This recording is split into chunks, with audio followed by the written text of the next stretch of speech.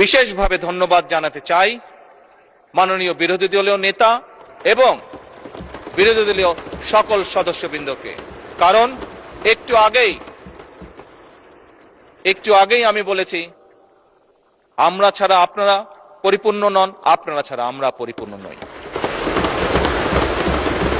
মাননীয় স্পিকার, অতীতে আমরা দেখেছি সরকারকে ব্যর্থ করার জন্য 173 দিন হরতাল ডাকা হয়েছিল।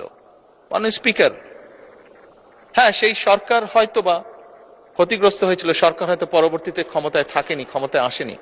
কিন্তু মাননীয় স্পিকার, কেউ একজন সদস্য, সেটি আমার দলের সদস্য হোক, সেটি বিরোধী দলীয় সদস্যরা হোক, বুকে হাত দিয়ে বলতে পারবেন যে বাংলাদেশ ক্ষতিগ্রস্ত হয়নি? এই 173 দিনের হরতালে বাংলাদেশ ক্ষতিগ্রস্ত হচ্ছে, যেই ক্ষতির মাসুল আজও আমাদেরকে টেনে নিয়ে যেতে হচ্ছে বছরের পর বছর, যুগের পর যুগ। মাননীয় স্পিকার, কাজেই মাননীয় স্পিকার, আমি আর সময় নিব না। অনেক বিরোধী দলীয় নেতাকে আপনি সময় রিমাইন্ডার দিয়েছেন, আমি চাই না যে আমাকে আপনি সময় রিমাইন্ডার দিন। মাননীয় স্পিকার,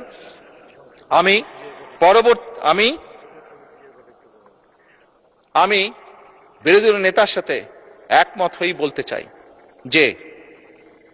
যে কথাটি কয়েকবার আমি রিপিট করেছি, আবারও আমি রিপিট করতে চাই, কারণ আমি মনে করি এটা উনি একটি ইম্পর্টেন্ট কথা বলেছেন, যার সাথে আমি সম্পূর্ণভাবে একমত।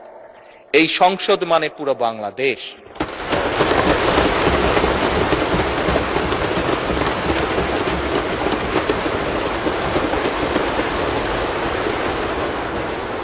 এই সংসদের সফলতা মানে ভবিষ্যৎ সমৃদ্ধ বাংলাদেশ।